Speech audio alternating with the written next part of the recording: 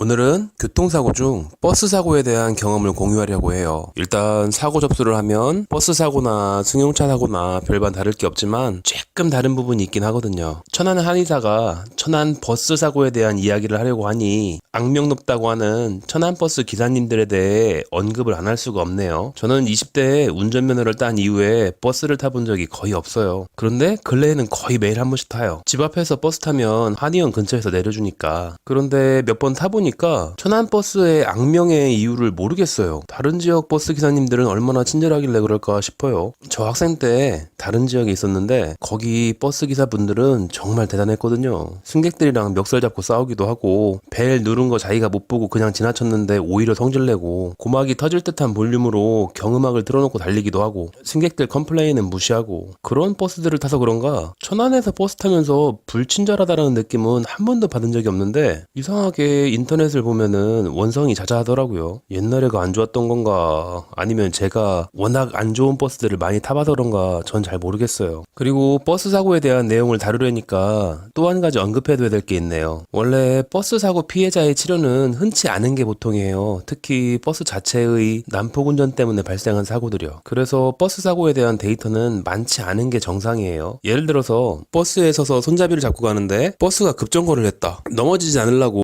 손잡이를 꽉 잡고 있었더니 그때부터 손목이 시큰거려. 그런데 일반적인 염좌의 특성상 초기에는 아주 아프지 않고 서서히 아파오죠. 버스에서는 이미 내렸고 좀 아프지만 그러다 말겠지 하고 넘어갔는데 점점 더 아파와. 안 되겠다 싶어 엑스레이를 찍었는데 금간 건 아니래. 그래도 너무 아파서 한동안 치료를 받아야 될 것 같은데 이미 다친 지 며칠 지나버렸어요. 4일 전이던가 5일 전이던가 날짜도 기억이 가물가물하고 몇 시 버스인지도 기억이 정확하지 않은 것 같고 그걸 어떻게 추적해서 자동차 보험 접수를 요청하겠어요. 귀찮죠. 그냥 의료보험으로 치료받고 말게 돼 있죠. 그래서 버스 자체의 사고는 대인 접수를 안 하는 경우가 어쩔 수 없이 많아져요. 그런데도 제 한의원은 버스 사고 환자를 제법 높은 비율로 볼 수 있었는데 그게 지리적인 이유가 있어요. 천안 지리를 아시는 분들이면 이해할 텐데 제 한의원은 천안터미널 근처에 위치하거든요. 천안터미널은 천안 지역 어느 곳에서나 한 번에 올 수 있는 시내버스 노선이 존재하고 심지어 주변에 있는 평택, 안성, 아산, 세종 이런 데의 시내버스도 제 한의원 근처에 정차하는 노선이 있다고 해요. 게다가 천안 터미널이니까 각지의 시외버스나 고속버스도 모이는 곳이고 그리고 천안 아산은 2차 산업이 발달한 도시인데 각 공장의 통근버스 대부분이 제 한의원 근처에 정차해요. 또 천안에 산재한 수많은 대학교의 통학버스들도 거의 다 우리 한의원 근처에 정차한대요. 천안 거의 모든 지역의 시내버스, 주변 인접도시의 시내버스, 게다가 시외버스, 고속버스, 통근버스, 통학버스 그러니 버스 사고 환자를 많이 보는 게 어쩌면 당연하죠. 그래서 버스 자체 사고의 자동차 보험 치료 환자들도 자연스럽게 많이 보게 됐어요. 그럼 버스 사고는 뭐가 다르냐? 사실 치료를 시작하고 나면 그 이후엔 별반 다를 게 없어요. 흔히 들어본 뭐 땡땡 화재 이런 이름이 아니라 버스 공제, 전세 버스 공제 이런 다소 생소한 보험사 명칭이겠지만 치료나 합의나 모두 일반 보험사와 다를 바가 없어요. 공제에는 치료비도 잘 안 주고 합의금이 짜더라 그런 말이 있다고는 하는데 환자분들이 알려주시는 합의금들을 비교해보면 그냥 일반 종합보험이랑 비슷하더라고요. 그럼 일반 승용차 사고랑 다를 바도 없는데 뭐하러 버스 사고를 따로 다루려고 하냐 라고 생각하실 수 있긴 한데 버스 사고의 특징은 접수까지가 조금 달라요. 사실 이 영상을 보고 있는 분들은 이미 사고가 나서 치료받고 있는 분들이겠죠. 별 도움이 안 될 수도 있겠네요. 치료 잘 받고 합의하시면 되는 거니까.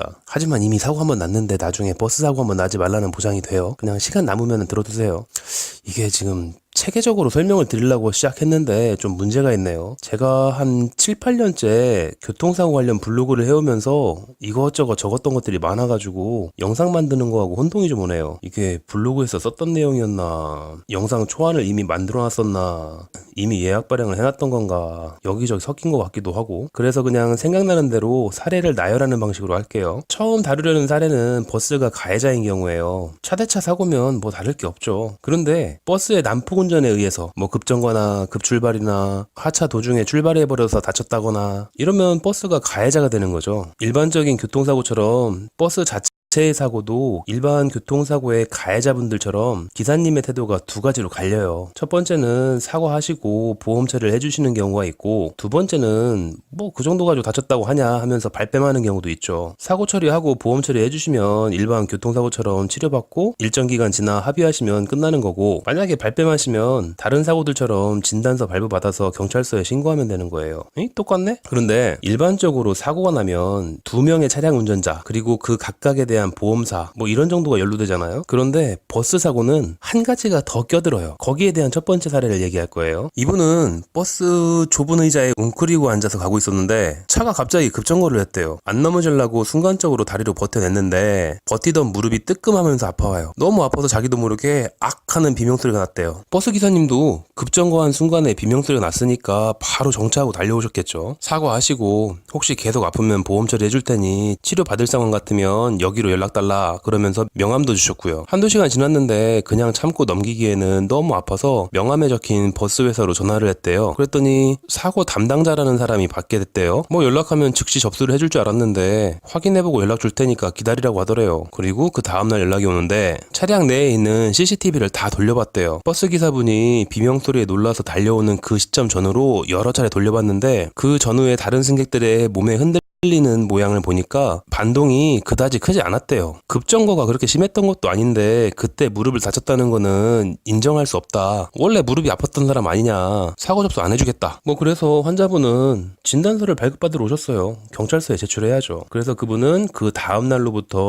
자동차 보험 적용해서 치료를 받으실 수 있었어요. 여기서 중요한 게 뭐냐면 교통사고 상해의 가해자라고 할 수 있는 버스 기사분이 본인의 과실을 인정해서 보험 처리를 해주려고 했어도 버스 회사에서 끼어들 수 있었다는 거죠. 그러니까 가해자와 보험사 사이에 버스 회사라는 독특한 존재가 끼어있다는 거예요. 이렇게 가해자인 버스 기사분이 사고 처리를 해주려고 해도 버스 회사가 방해하는 경우가 있었었는데 또 그 반대되는 경우도 있어요. 이게 두 번째 예시인데 이번 예시에서 저는 버스 기사님들은 사고가 나면 정말 생계를 위협당할 수 있는 큰 징계를 받기도 하나 보다 라는 추측이 되는 사건이었어요. 예전에 어떤 분이 휴가 때 놀러 갔다가 음주운전을 걸리는 바람에 수년간 일했던 버스 회사에서 퇴출되고 이제 앞으로 버스 운전은 안 될 테니 포기하고 완전히 다른 직업을 알아봐야 한다는 분을 본 적이 있어요. 그 정도까지는 아니지만 버스 기사분들이 사고를 했을 때 상황에 따라서는 그냥 보험료 할증 정도가 아니라 훨씬 더 큰 손해를 볼 수도 있나 보더라고요. 그 사고는 졸음운전이었는지 갑자기 버스가 벽을 들이받고 쭉 전진하면서 앉아있던 승객들은 의자에서 점프하고 서있던 승객들은 넘어지고 한쪽 유리창은 모조리 박살나서 버스 안에 흩뿌려졌대요. 그런데 그 상황에서 버스 기사분이 사고가 경미하기 때문에 버스 승객들은 절대 다쳤을 리 없다라고 끝까지 모든 승객의 자동차 보험 접수를 거부하고 버티시더래요. 상식적으로 이 정도면은 사고가 크잖아요. 뭐 그래도 어차피 각자 진단서 받아가지고 경찰서에 제출하면 끝 뭐 이러면 되는 건데 그래도 자동차 보험 접수 못 해준다고 끝까지 버티시더래요. 버티는 방법이 있기는 해요. 일반 교통사고에서 가해자가 이렇게 우기면은 경찰서에 진단서를 제출해도 마디모 신청까지 하면서 끝까지 저항하다가 나중에 과태료 물고 보험료 다 지급하고 치료비 물어내고 뭐 이런 경우도 있는데 그럼 이 기사분도 작정했으면 마디모 신청을 해야겠죠. 그런데 다음날 갑자기 보험 적용해주겠다고 문자가 오더래요. 버스 사고는 그런 것도 운전자 마음대로 되는 게 아닌가 봐요. 아마도 회사 차원에서 보험 접수를 한 게 아닐까 그런 생각이 들더라고요. 그러니까 아까 예시랑 반대로 아까는 기사님이 보험 처리를 해주고 싶어도 버스 회사에서 일단 방해를 한 경우였고 이건 반대로 가해자인 버스 기사님이 사고 접수를 완강히 거부했지만 아마도 회사 차원에서 강제로 사고 접수를 해준 것 같아요. 뭐 추측이긴 해요. 하여간 버스 사고는 중간에 버스 회사가 끼기 때문에 시스템이 뭔가 조금씩 다르긴 다른 것 같아요. 세 번째 사례인데 이건 사실 세 번째라기보다는 이런 경우는 몇 번 있어가지고 이건 버스 자체의 과실이 아니라 버스가 상대 차량의 100% 과실로 난 사고예요. 보통 일반인들이 운전을 하다가 사고를 처음 당하면 참 당황스럽겠죠. 우선은 놀랐을 테고 사고 직후부터 통증이 느껴지는 분들도 있겠고 그 상황에서 나가가지고 사고 상태 차량 사진 찍어두고 이게 만약 고속도로면 트렁크에서 사고 표지판 꺼내서 도로 위에 갖다 세워놔야 되고 자기 보험사에도 연락하고 상대방 보험사 기다려서 대인 접수하고 그런데 워낙에 경황이 없으니까 그런 과정도 생각이 잘 안 날 수도 있죠. 그런데 버스가 사고를 당하면 기사님도 승객들이랑 똑같은 피해자잖아요. 그분들은 교육도 제대로 받았고